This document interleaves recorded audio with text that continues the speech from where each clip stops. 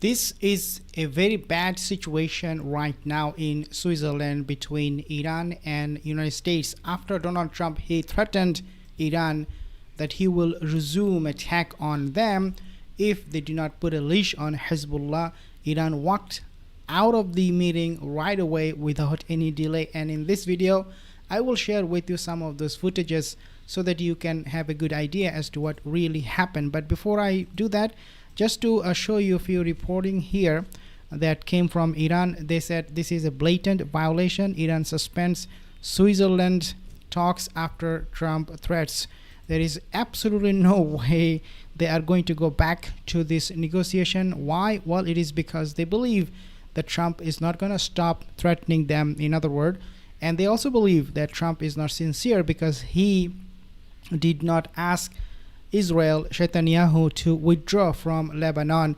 Now, negotiation between Iran and United States in Switzerland were thrown into uncertainty on Sunday after Iran's negotiating team protested a series of threats made by US President Trump, suspended participation in the talks, and warned that the process could collapse unless the war in Lebanon ends.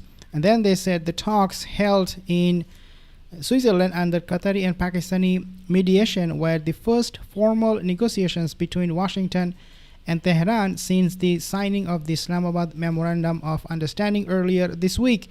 According to Iran's Tasnim news agency, the Iranian delegation formally protested Trump's remarks, arguing that they constituted a violation of the MOU governing the negotiations, and they said we will not go back to this negotiation again because we do not believe that this will be a good idea at this point, especially when our demands are not being met. And this is also coming on the report.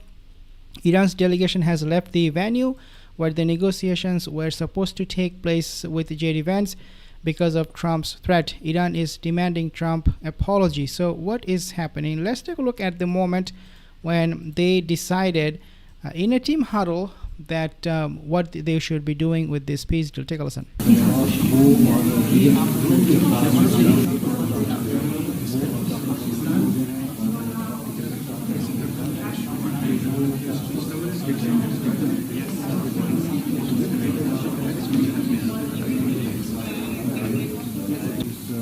So this is actually the moment they decided to have a team huddle, and decide if they would want to continue this negotiation, these talks with United States.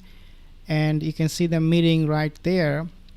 JD Vance came over, maybe asking what Iran said to them.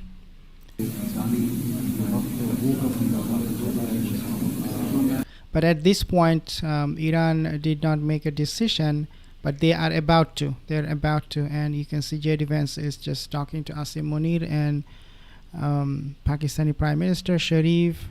But then you can see Abbas Araghchi's body language. He's not happy. He told something to Pakistan Prime Minister about the negotiation. And then you also have this one. It basically says, U.S.-Iran peace talk fails. U.S. delegation led by JD Vance entered the meeting arena first. This was strange because the party that claims to be the upper hand typically arrives last. Shortly after the Iranian delegation arrived, they greeted the mediator, Pakistani Prime Minister Shehbaz Sharif, but informed him that they refused to negotiate due to recent threats issued by Trump. They did not meet Vance, then abruptly left. So this is where it shows what happened. Okay, so a panicked Sharif frantically requested his boss, Field Marshal Munir, to intervene, but Munir also appeared helpless. Watching from a distance, Vance approached and asked what had happened. A shaken Sharif and Munir apologetically explained the situation to him. So this is the moment actually where the Iranian delegation, they again, as I said, he just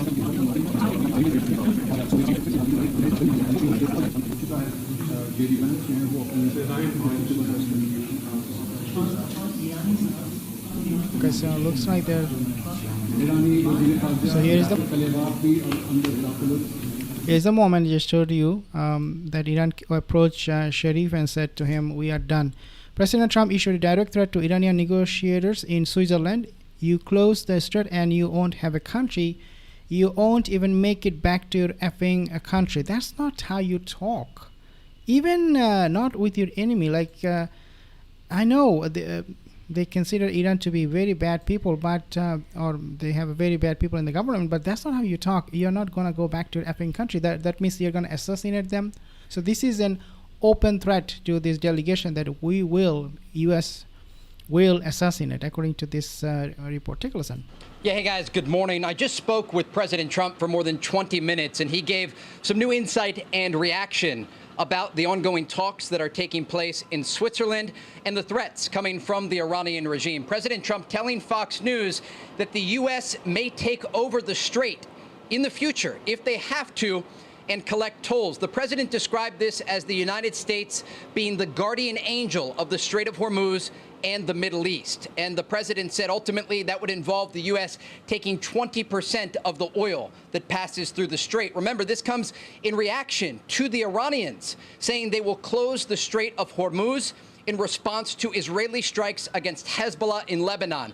President Trump tells Fox News he spoke with Iranian officials overnight and said, you close it and you won't have a country. He went on to tell these officials, you won't even make it back to your effing country. Now, earlier today, Iran's President Masoud Pezeshkian said this about Iranian enrichment of uranium. The president also reacting to that. Take a listen. We will not give up our right to enrichment, and they, too, will be forced to accept it. You all know what the so-called President of the United States was saying. He had made a complete 100-degree turn. He was saying that Iran must surrender unconditionally. Iran has no right to do this, it has no right to do that. President Trump, during our call, responded directly to those comments by Iranian President Masoud Pezeshkian. President Trump told Fox News he better watch his mouth, he better shape up, or we'll take over the rest of the country. And so clearly the president reacting directly to these comments from Iran's President Masoud Pezeshkian. And also President Trump talked about the broader memorandum of understanding, indicating this is just a ceasefire extension. This is not the final deal with the Iranian regime. And the president says he holds the cards and maintains a variety of options if the Iranians don't make these serious commitments at the negotiating table. He said, I have a 60-day option, and I can do whatever I want after that option. So again, President Trump leaving a variety of considerations on the table and says that the United States could become the guardian angel of the Strait of Hormuz and collect tolls itself while taking oil, around 20%, the president says. As it relates to oil, President Trump also said that 19 million barrels of crude oil exited the Persian Gulf yesterday as a result of this memorandum of understanding with the Iranians. Guys, Okay, So Trey, as always, again, he's all over the place. Donald Trump. I'm pretty sure he doesn't know what he's talking about, or maybe he does, but he can't control himself. He's so unhinged. He brought his delegation to Switzerland only to threat Iran, only to cancel this whole negotiation. Is something unbelievable, unfathomable. We do not know what is going on in his head for sure, but he is all over the place, and he just destroyed. He ruined his own negotiation that he was so desperately wanting to have with Iran. I will give you more updates. Subscribe for more videos.